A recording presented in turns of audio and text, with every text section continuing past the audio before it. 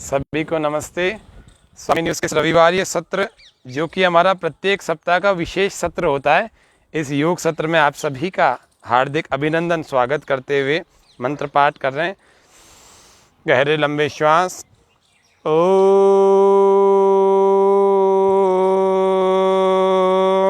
नमो ब्रह्मणे नमस्ते वायु त्वमेव प्रत्यक्षं ब्रह्मासि त्वामेव प्रत्यक्षं ब्रह्म वदिष्यामि ऋतं वदिष्यामि सत्यं वदिष्यामि तन्मामवतु तद्वक्तारमवतु अवतु मामवतु वक्तारम्।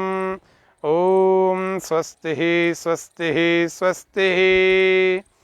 योग हर पीढ़ी के लिए, योग हर उम्र के लिए, योग हर वर्ग के लिए, योग हर वर्ण के लिए, सब जाति, सब समाज, हर मानव के वर्ग के लिए योग का उपदेश।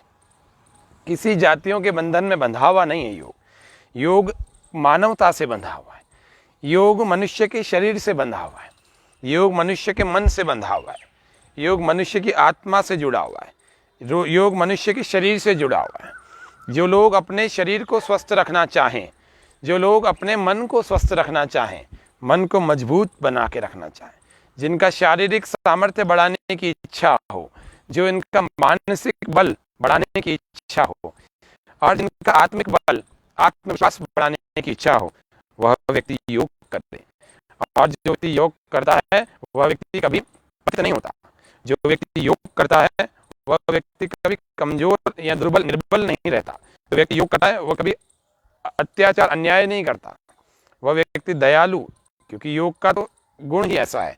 महर्षि भर्तृहरि जी कहते हैं, धैर्यं यस्य पिता क्षमा च जननी शांतिश्चिरं गेहिनी सत्यं मित्रमिदं दया च भगिनी भ्राता मनः संयमः शय्या भूमितलं दिशोपसनं ज्ञानमितं भोजनं ये यस्य कुटुम्बिनो वद सखे कस्मात् भयं योगिनः हेते यस्य कुटुम्बिनो वद सखे कस्मात् भयं योगिनः। प्राय मनुष्य जन्म में सबके साथ में एक भय जुड़ा रहता है। कुछ लोग इसका अनुभव करते हैं, कुछ नहीं कर पाते हैं। प्राय मनुष्य के जीवन में स्वाभाविक रूप से एक अपूर्णता, अधूरापन जुड़ा रहता है। कुछ लोग इसका अनुभव करते हैं और कुछ लोग नहीं करते हैं। लेकिन यहाँ योग की शरण में जो आता है उसका भय भी दूर हो जाता है और उसकी अधूरापन, जिसको अपूर्णता कहते हैं, वह भी दूर हो जाती है। तो आज के इस सत्र में हम सबसे पहले स्थिति बनाते हुए अपने बिल्कुल स्लोली सभी लोग करेंगे यौगिक जॉगिंग का अभ्यास। श्वास भरते छोड़ते हुए और अंगूठा बंद और श्वास भरते छोड़ते हैं। स्लोली बूढ़े, बीमार और बहुत छोटे बच्चे धीरे धीरे करें। और जो किशोर युवा हैं, जिनके शरीर में कुछ बल अनुभव करते हैं, जिनको हाई ब्लड प्रेशर नहीं है, वो लोग तेज करें।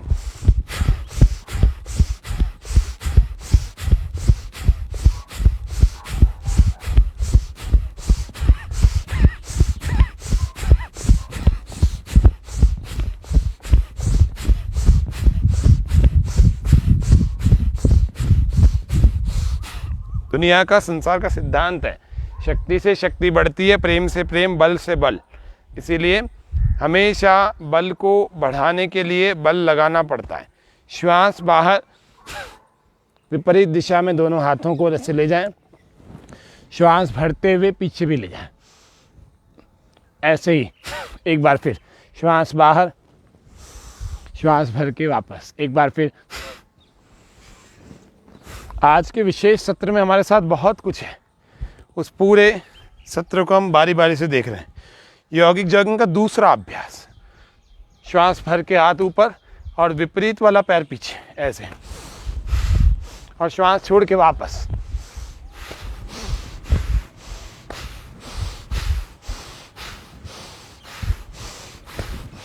दिन का अभ्यास ऐसे हो जाए, फिर इसको शीघ्रता से कर सकते हैं। ऐसे लंबे लंबे श्वास,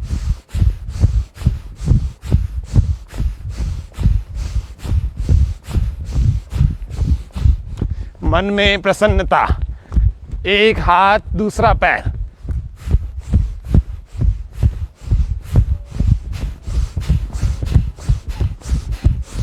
रिलैक्स, विश्राम, धीरे धीरे आरामदायक स्थिति में आते। तीसरा अभ्यास, तीसरे अभ्यास में आते हैं श्वास बाहर, घुटना ऊपर, वक्षस्थल वहीं रहेगा, केवल इस घुटने को ऊपर लाएंगे।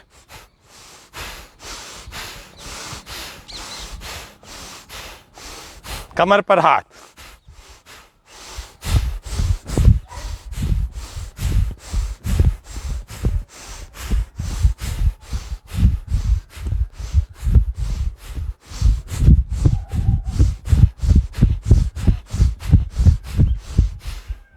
चार, श्वास पूरा भर के नीचे घुटनों के बल झुकें, ऐसे थोड़ी देर वहीं रुकें, घुटनों पर मन को टिका के रखें, घुटनों के खिंचाव तनाव का अनुभव करें, श्वास बाहर छोड़ते हुए वापस आ जाए। दूसरी बार में एड़ियों को ऊपर उठा के केवल पंजों पर झुकेंगे ऐसे। इसमें हम हाथों को ऐसे भी कर सकते हैं। श्वास छोड़ते हुए धीरे धीरे वापस, फिर से कर रहे हैं, पूरे पूरे पैरों पर, फिर एड़ियों पर, फिर पंजों पर खाली। पहला पूरे पैर जमीन से लगे हुए, श्वास अंदर है और थोड़ी देर रोक रखा है। श्वास छोड़ते हुए वापस, फिर से केवल पंजों पर श्वास भर के, फिर झुक रहे हैं, वहीं रुक रहे हैं और वापस श्वास छोड़ते हैं। ये हो गए 4 अभ्यास। 5वें के लिए 5वें से पैर फैल जाएंगे और वो 9वें तक पैर फैले रहेंगे। तो 5वें के लिए पैरों को खोल लेंगे, बहुत ज़्यादा नहीं, लेकिन इतना खोलेंगे कि अच्छे ढंग से हमारा 5वां अभ्यास हो जाए। हाथों को इस प्रकार से रखें, श्वास मुट्ठियाँ बंद और अंगूठा बाहर, श्वास पूरा भरें और दाईं तरफ ऐसे झुकें, थोड़ा सा झुकें और वापस आ जाएं श्वास छोड़ते हुए।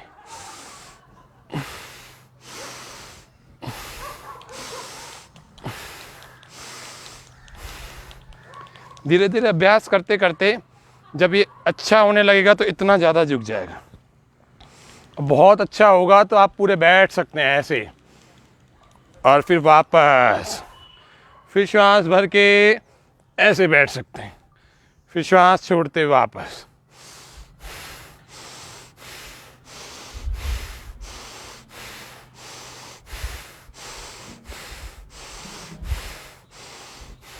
छठा अभ्यास, कमर पर हाथ, श्वास भर के पूरे तरह से ऐसे आ जाए, इसको पीछे सीधा खींचें, इस पर पूरे शरीर का भार, एड़ियाँ उठानी नहीं है, एड़ियाँ अपनी जगह रखनी, एड़ी अपनी जगह रखनी, पूरा शरीर तना हुआ, सामने देखता हुआ, श्वास अंदर, श्वास बाहर छोड़ते हुए वापस आ जाए। श्वास फिर से भरें विपरीत दिशा से। ये छठा अभ्यास।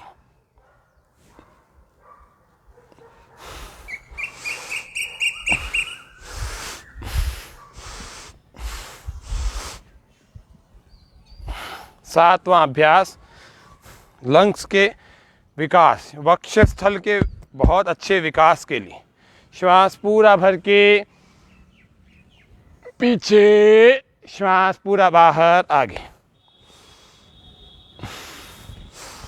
सातवां अभ्यास कम से कम 7 बार करें। 3, 4,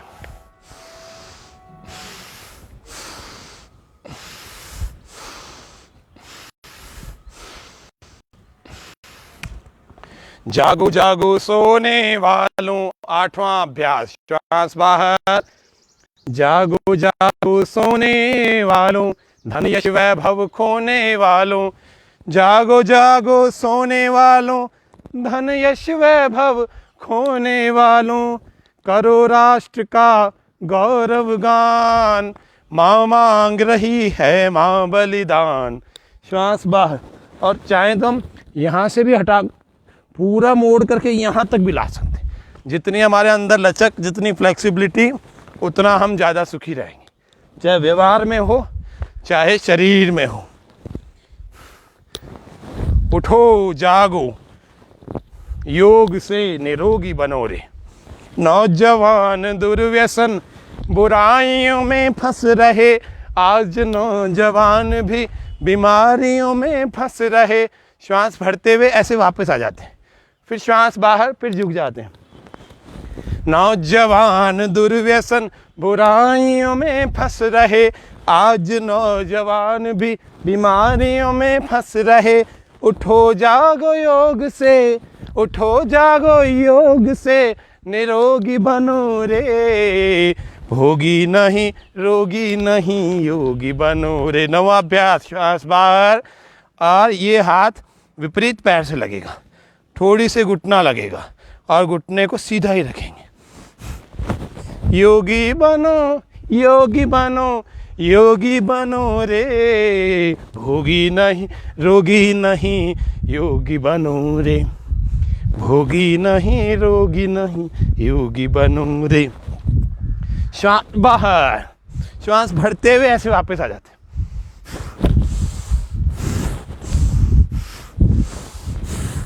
युवाओं के अंदर योग का प्रचार, किशोरों में योग का अभ्यास जीवन में आ जाए। कैसे होगा? वो तभी हो पाएगा जब हम उनके सामने योग को रखेंगे। जब हम बड़े लोग करेंगे तो युवा भी करेंगे। जब बहुत पसीना आ जाए तो आपको पोंछ लेना चाहिए, सूखने नहीं देना चाहिए। योग का एक सामान्य नियम भी है, हठ योग का। एक दूसरा आयुर्वेद का नियम है, वो क्या कहता है कि जब बगल के नीचे से पसीना आना शुरू हो जाए तब व्यायाम रोक देना चाहिए। लेकिन अब तो इतना गर्मी का माहौल है वर्तमान में, ऐसा माहौल पूरे समाज में, पर्यावरण में ऐसा हो गया है कि बगल के नीचे तो पसीना 2 मिनट में आने लगता है, तो आप व्यायाम ही नहीं कर सकते। इतने फैक्ट्रियाँ, इतने धुएं, इतने वाहन और इतना कृत्रिम प्रकार की जो गर्मियाँ पैदा हो रखी है, उससे तो इतना शरीर गर्म है कि 2-3 मिनट में बिना व्यायाम की पसीना आने लगा है। तो इसीलिए व्यायाम तो करना है, पसीना आए तो हमें पहुँचना है, नहीं तो बिना व्यायाम के हम बीमार हो जाएंगे। 10वां, श्वास भर के पीछे और श्वास बाहर।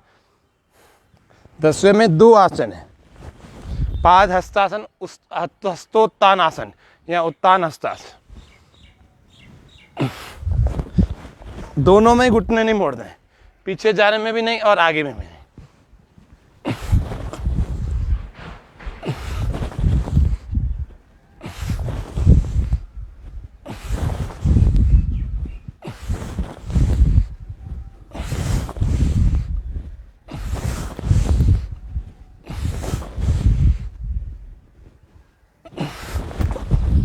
लचक, फ्लेक्सिबिलिटी, इसके पीछे पूरी दुनिया पागल। 11वां अभ्यास हम कर रहे हैं यौगिक जॉगिंग के 11th प्रैक्टिस को, वो है कुर्दन ताल। श्वास भरते और छोड़ते हुए, लंबे श्वासों के साथ चेहरे पर मुस्कान, प्रसन्नता के भाव। हर बार ताल बजेगा।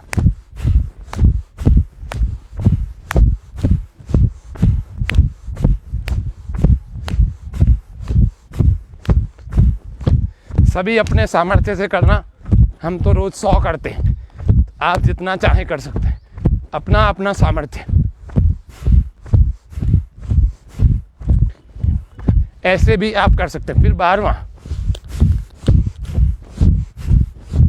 दोनों पैर एक साथ, दोनों हाथ एक तरफ, लंबे लंबे श्वास के साथ। कुछ लोगों के पास जाते हैं ना, तो हमेशा यही बात करते हैं, यहाँ दर्द है, वहाँ दर्द है, अंतर में दर्द है, बाहर में दर्द है, पैरों में दर्द है, पिंडलियों में दर्द है, एड़ी में दर्द है, कमर में दर्द है, कंधों में दर्द है, सिर में दर्द है। और बिना किसी कारण के पेट में भी दर्द। सब कुछ उल्टा पुल्टा खा के शरीर को ही उल्टा पुल्टा बना देते। रोज़ योगाभ्यास करें, कोई दर्द नहीं होगा, जिनके है वो भी भाग जाएगा। सावधानी पूर्वक करें किन दर्दों में क्या करना है। ऐसे नहीं कमर दर्द में आप आगे झुकने वाले कर ले, हर्निया में पीछे झुकने वाले कर लेंगे, हाई ब्लड प्रेशर में उल्टे पुल्टे आसन कर लेंगे, तो फिर तो कष्ट बढ़ेगा। सावधानी का भी ध्यान रखें। आपको इस कार्यक्रम में बहुत सावधानियाँ हम बताते हैं। किसी विशेषज्ञ की देखरेख में आप कर सकते हैं, किसी भी प्रकार से हमारी देखरेख में कर सकते हैं। इस कार्यक्रम के साथ हम जुड़ करके कर सकते हैं सभी। ये हो गए 12 अभ्यास यौगिक जॉगिंग के, इनको 12 गोल्डन प्रैक्टिसेस कहते हैं। साइंटिफिकली ये प्रूव हो चुका है कि ये प्रैक्टिसेस बहुत अच्छी हैं। बड़े बड़े विद्वानों ने इसको सर्टिफाइड किया है। उसके अलावा ये आधुनिक विज्ञान का जगत भी कहता है कि 35 मिनट तक आपको कठिन व्यायाम करना चाहिए, जिससे कि आपके अंदर के टॉक्सिन्स पसीने से बाहर निकल जाए, सारी मांसपेशियां टोन्ड हो जाएं, एक एक शरीर के अंग को अच्छा पर्याप्त व्यायाम मिल जाए तो आप स्वस्थ रहेंगे। फिर थोड़ा ब्रीदिंग एक्सरसाइज, जिसको हम प्राणायाम बोलते हैं, वो करनी चाहिए। तो सूर्य भगवान हमारे सामने हैं, तो सूर्य की ही रश्मियों में सूर्य नमस्कार का अभ्यास हम कर रहे हैं। सूर्य के सामने सूर्य नमस्कार 3 बार आपको आज इसका अभ्यास भी करवा रहे हैं। फिर हमारे साथ आज नौजवानों की, किशोरों की जो हमने बात कही थी, ऐसे कुछ किशोर और जवान अच्छे आसन करने वाले, जो कि हम देखेंगे कि कितना बढ़िया आसन करते हैं। अभ्यास से उन्होंने अपने आप को तैयार किया। श्वास को भर कर दूसरे अभ्यास में आएंगे। श्वास पूरा भर के 2, श्वास बाहर 3, माथा लग जाएगा। श्वास भरें 4, श्वास बाहर 5, एड़ियाँ लगाएं ज़मीन से और नाभि को देखें। श्वास बाहर ही रहेगा 6, थोड़ी घुटने छाती लगाएं ज़मीन से, बाकी शरीर ऊपर उठावा, कोहनियाँ अंदर चिपका है, ऐसे दबाएं। और श्वास भर के 7, पैर पीछे पीछे खींच लेंगे, आकाश में देखें, श्वास अंदर, कमर पर मन को टिकाएं। श्वास बाहर 8, फिर से पर्वतासन, एड़ियाँ ज़मीन से लगाने की कोशिश करें, घुटने सीधे और नाभि को देखें। फिर श्वास भरें 9, वापस दूसरे पैर से, और श्वास बाहर 10,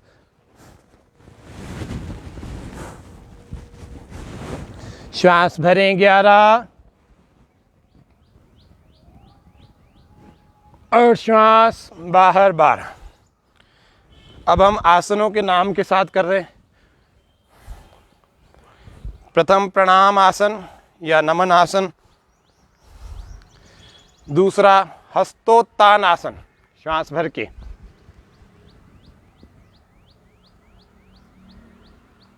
तीसरा पाद हस्तासन, श्वास बाहर,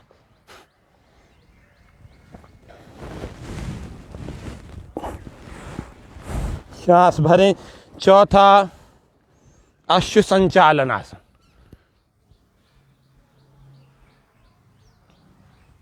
पांचवा पर्वतासन,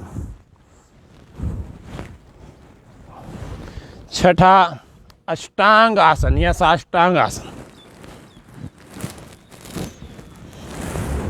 इसमें श्वास बाहर है। सातवां भुजंग आसन, श्वास अंदर है। इसमें जितना चाहें आप पूरा खींच सकते हैं ऐसे। आठवां पर्वतासन, फिर से श्वास बाहर, फिर श्वास भरें।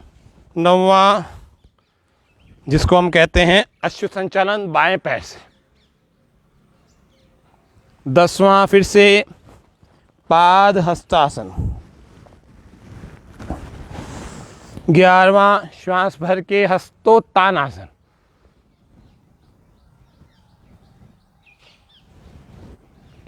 12वां अंतिम अभ्यास प्रणाम आसन। फिर से श्वास बाहर। तीसरी बार हम करेंगे मंत्रों के साथ। ओम मित्राय नमः, ये प्रथम अभ्यास। दूसरे के लिए ओम रवैये नमः,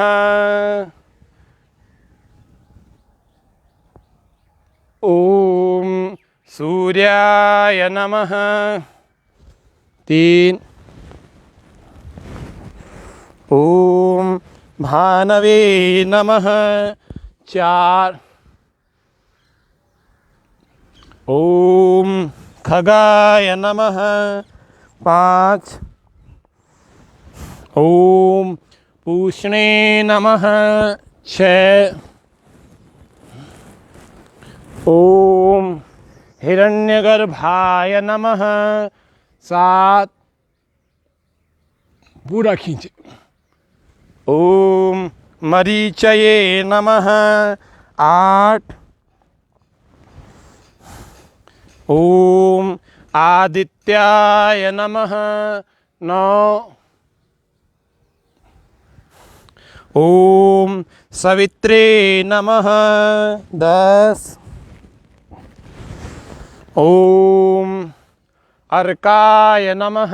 11 पूरा खींचकर ओम भास्कराय नमः। 12 श्वास बाहर और हाथों को साइड से नीचे। ऐसे सूर्य नमस्कार का अभ्यास हमने बहुत ही स्लोली स्थिरता के साथ आपके साथ में किया। आपने भी हमारे साथ किया होगा।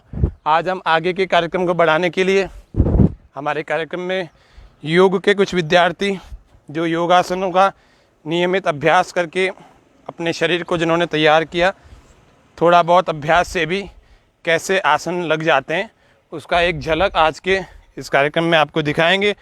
तो मैं आमंत्रित करता हूं हमारे यश जी और गर्वित जी को अपने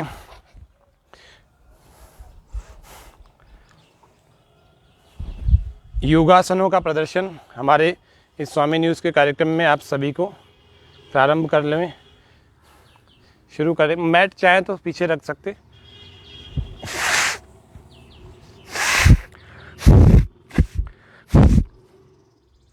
चलिए शुरू करेंगे।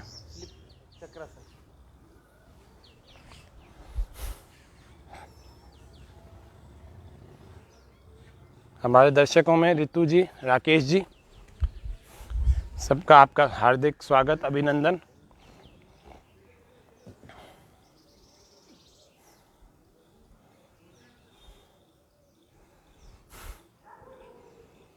बहुत सुंदर इन्होंने चक्रासन का खड़े खड़े आसन लगाया और खड़े खड़े ही चले गए और वैसे ही लगा रखा पूर्ण चक्रासन की तरह।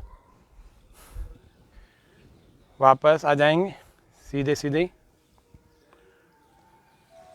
एक बार फिर से इसी आसन का अभ्यास।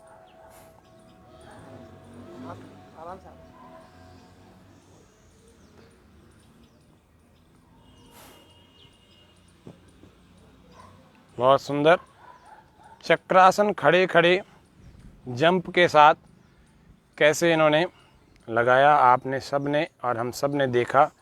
और उसमें स्थिरता, दोनों आसनों में आपने देखा भेद भी है। इस दोनों आसनों में जो भेद दिख रहा है ना, दोनों की विशेषता है ये। वापस आ जाएंगे अपने, वापस खड़े हो जाएंगे। उसी प्रकार से ये खड़ा भी होना जानते हैं। अगला अभ्यास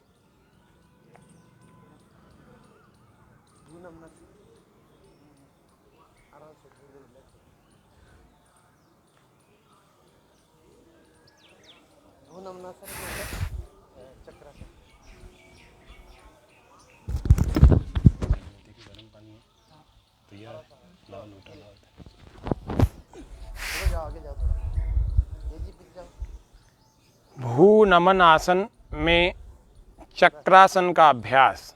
आप देखें बच्चों को आसनों के लिए इतना मजबूत कर लेवें कि आपको चिंता ही नहीं होनी चाहिए कि तीसरी लहर आएगी कि चौथी आएगी कि पांचवी आएगी। सारे बच्चे मजबूत हो जाएंगे, देश का भविष्य होकर के देश के वर्तमान को और सबको बचा लेंगे। लेकिन हमें तैयार इतना होना चाहिए कि रोज का अभ्यास हो, ऐसे नहीं कि कभी कभी का। वापस आ जाएं, बारी बारी से आसनों को करते रहे, बदलते रहेंगे। इन बच्चों ने हमारी ही योग कक्षाओं में, हमारे योग शिक्षकों की कक्षाओं में इसका अभ्यास किया है।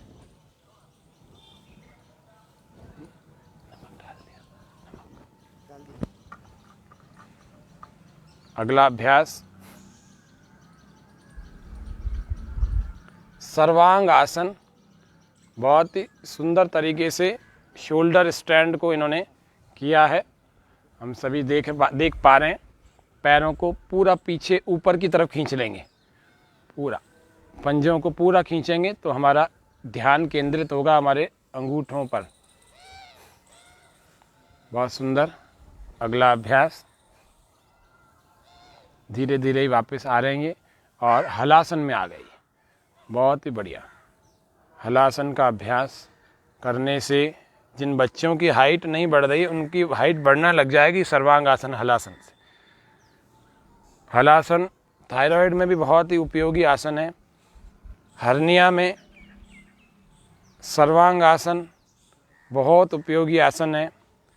सर्वांग आसन थायराइड वालों को भी करना चाहिए, हाइपो हो अथवा हाइपर हो, सबको सर्वांग आसन और हलासन तो जरूर करना चाहिए, दोनों ही प्रकार के थायराइड रोगों से ग्रस्त। चलिए अगला अभ्यास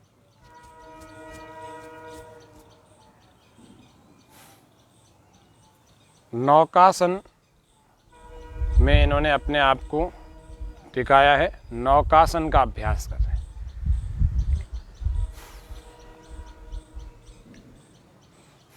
बहुत सुंदर।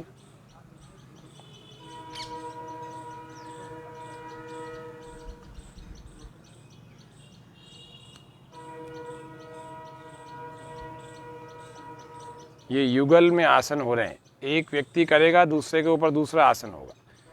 एक योग साधक एक आसन, दूसरा योग साधक दूसरा आसन। एक पश्चिमोत्तान आसन, उसके ऊपर दूसरा मयूर आसन।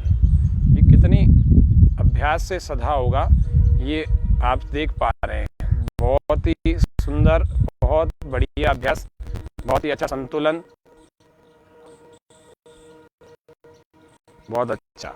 रिलैक्स विश्राम। इसको एक बार सामने से करें। पश्चिमोत्तान आसन के साथ में मयूर आसन और पश्चिमोत्तान आसन के ऊपर मयूर आसन। बहुत सुंदर अभ्यास, बहुत ही परिश्रम साध्य, श्रम साध्य ये आसन है और इन्होंने इसको लगा के दिखाया।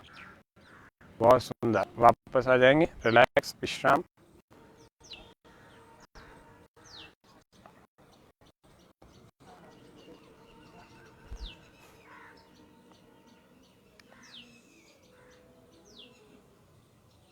राज कपोत आसन।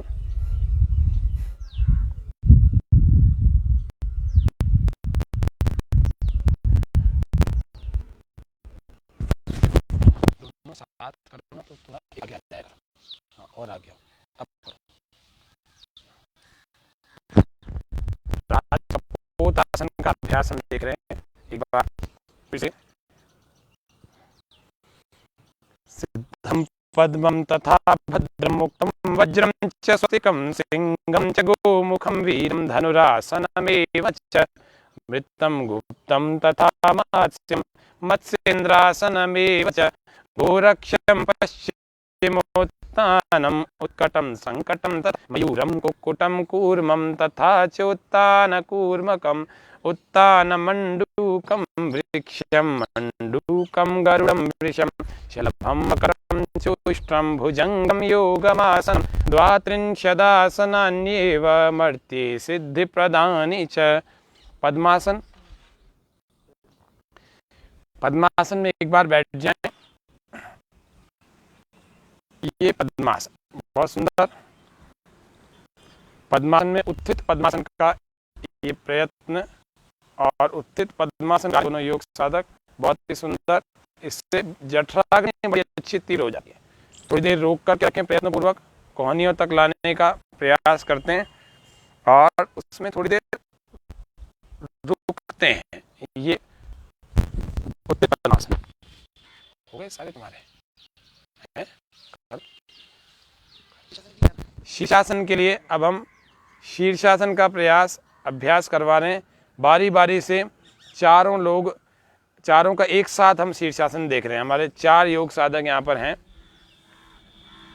चारों योग साधकों के द्वारा शीर्षासन का अभ्यास, सामूहिक शीर्षासन आप सभी देख पा रहे हैं। शीर्षासन हमारे शरीर के लिए बहुत आवश्यक आसन है, लेकिन हर उम्र में इसका अभ्यास आरंभ नहीं किया जा सकता। इसका तो किशोरावस्था में अथवा युवावस्था में किया जाता है, तो वो ज़्यादा अच्छे ढंग से हो जाता है। कुछ लोग इसको बड़ी उम्र में भी शुरू कर देते हैं, लेकिन प्रयास नहीं करना चाहिए। फिर भी जिनके शरीर में कोई समस्या नहीं है वो किसी भी आयु में कर सकते हैं, किसी विशेषज्ञ की देखरेख में। ये शीर्षासन का अभ्यास हम आज देख रहे हैं। चारों ही योग साधकों का सामूहिक शीर्षासन, सभी का एक साथ। और अब इसको धीरे धीरे बारी बारी से ही वापस लाने के लिए जब नीचे लाएंगे तो हम इसमें कोशिश करेंगे। यदि हमारा पद्मासन लग जाए तो बहुत अच्छी बात है। अब इसको दूसरी तरफ से करेंगे। उधर सिर कर लीजिए, सिर अब हमारा स्क्रीन पर सबको दिखे, ठीक इसका विपरीत दिशा में घुमा लेंगे। हाँ, अब उस तरफ से कर लेंगे। तो ये शीर्षासन के अभ्यास को हम फिर से देख रहे हैं, दूसरी ओर से देख रहे हैं। बहुत ही सुंदर तरीके से आपने अपना एक एक आसन जमाया है, किया है। और थोड़ी देर इसको टिका के भी रखेंगे, जल्दी से वापस ना आए। योग में स्थिरता बहुत आवश्यक है। आसनेन भवेत् दृढ़म, आसनों से हमारे भीतर दृढ़ता आती है।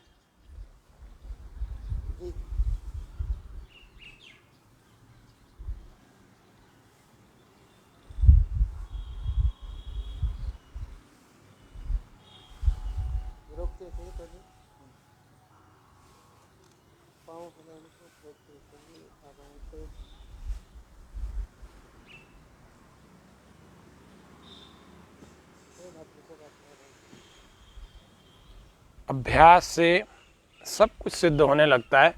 जब प्रयत्न करते हैं और बिल्कुल शांत और स्थिर मन से करते हैं, निश्चित रूप से हमारे योगासन सिद्ध हो जाते हैं। धीरे धीरे जब ऐसी स्थिति बन जाती है तो हम इसमें पद्मासन भी लगा सकते हैं, शीर्ष पद्मासन। तो जिनका अभ्यास हो जाता है वे लोग पद्मासन को भी लगा लेते हैं। हमारे एक योग साधक को आप देख पा रहे हैं, फिर दूसरे को भी देख पा रहे हैं। 2 योग साधकों ने हमारे पद्मासन लगा रखा है शीर्षासन में। शीर्षासन में पद्मासन, तो शीर्ष पद्मासन इसको कहते हैं या पद्म शीर्षासन कहते हैं। तो बहुत सुंदर इन्होंने अभ्यास किया है। इसमें थोड़ी देर रुके हुए हैं और धीरे धीरे फिर इसको खोल करके चरणबद्ध तरीके से ही शीर्षासन में से वापस आएंगे। धीरे धीरे शरीर के नियंत्रण के साथ वापस आएंगे। थोड़ी देर वहाँ रुकते हैं, फिर जितनी देर शीर्षासन किया होता है उतनी देर या तो खड़े हो जाते हैं या शीर्षासन के बाद उतनी देर हम लेट जाते हैं। ये हमारा शवासन, ये हमारा शीर्षासन का सामूहिक अभ्यास था। अब हम अगला अभ्यास देख रहे हैं। हमारे एक योग साधक आपको जल नेति का अभ्यास दिखाएंगे। इसके पहले यदि हमारे और कोई आसन हो तो हम कर लें। आसन सारे हो गए। चलिए, बहुत बहुत धन्यवाद सभी योग साधकों का। हमारे गिरिराज जी जो जल नेति का अभ्यास आपको दिखाएंगे। जल नेति बहुत आवश्यक है तनाव के लिए, जल नेति अनिद्रा के लिए, जल नेति आँखों की ज्योति को करते हैं, स्टार्ट करें। आँखों की ज्योति को बढ़ा देती है और जल नेति साइनोसाइटिस को ठीक कर देती है। जल नेति का अभ्यास नियमित रूप से यदि किया जाता है तो जुकाम, पीनस, पुराना नज़ला, पुराना जुकाम किसी भी प्रकार से हमें परेशान नहीं करता। देखिए, एक नासिका से इनके जल नेति का पात्र प्रवेश किया, उसकी पाइप को, और दूसरी नासिका से कैसे धार बन के निकलने लग गई। यह है जल नेति का अभ्यास। षट कर्मों में, हठ योग में षट कर्मों को गिनाया महर्षि घेरंड ने, उसमें जल नेति को भी गिनाया है। षट कर्म, षट्कर्मणा शोधनं च आसनेन भवेद् दृढ़ं मुद्रया स्थिरता चैव प्रत्याहारेण धीरता प्राणायामा लाघवं च ध्यानात् प्रत्यक्षमात्मना समाधिना निर्लिप्तं च मुक्तिरेव न संशय। तो षट्कर्मणा शोधनम च, षटकर्मों से शरीर की शुद्धि होती है। एक नासिका से लगाया और दूसरी नासिका से, एक में से अच्छा फिट कर देते हैं तो दूसरी नासिका से पूरा धार की तरह से बहने लगता है। ये जल नेति का अभ्यास हमारे योग साधक भाई गिरिराज जी हमारे को करके दिखा रहे हैं। तो जल नेति को नियमित रूप से करने से पुराना जुकाम दूर हो जाता है। माइग्रेन पेन और साइनोसाइटिस के लिए तो नेति बहुत गजब की चीज़ है। तो साइनोसाइटिस, माइग्रेन के लिए सूत्र नेति, जल नेति आदि का अभ्यास बहुत अच्छी चीज़ होती है। तो इस तरह से हमने जल नेति के अभ्यास को भी देखा। जल नेति में गुनगुना पानी और नमक आदि का मिश्रण करके इस पानी को तैयार किया जाता है। तो ये जल नेति आपने देखी। जल नेति के बाद हमारे भाई प्रकाश जी एक बार बैठ करके अपने अनुभव को सुनाएंगे कि कोरोना के काल में आपने कैसे योग और आयुर्वेद से अपने आप को ठीक किया। थोड़ा सा अपना अनुभव 5 मिनट के अंदर सुनाएं कि योग हमें कैसे कोरोना से भी मुक्त कर सकता है या कोरोना से बचा सकता है। ये हमारे भाई प्रकाश जी हैं, अजमेर के सुभाष नगर में रहते हैं और पेशे से ये इंजीनियर हैं और अब धीरे धीरे योग के क्षेत्र में भी, योग सीख करके योग के क्षेत्र में भी अपनी योग्यता को बढ़ा रहे हैं। तो हमारे किसी कारणवश ये भाई जो किसी के संपर्क में आ गए होंगे तो कोरोना के पॉजिटिव हो गए। पॉजिटिव होने के बाद भी इन्होंने कैसे योग को करके, कैसे आयुर्वेद की चीज़ों से अपने आप को ठीक किया, आपको बिल्कुल धीरे धीरे आराम से बता रहे हैं। 5-7 मिनट में आराम से अपना अनुभव ये सुनाएंगे। तो आप सभी दर्शक भी इससे लाभान्वित होंगे इनके अनुभव से।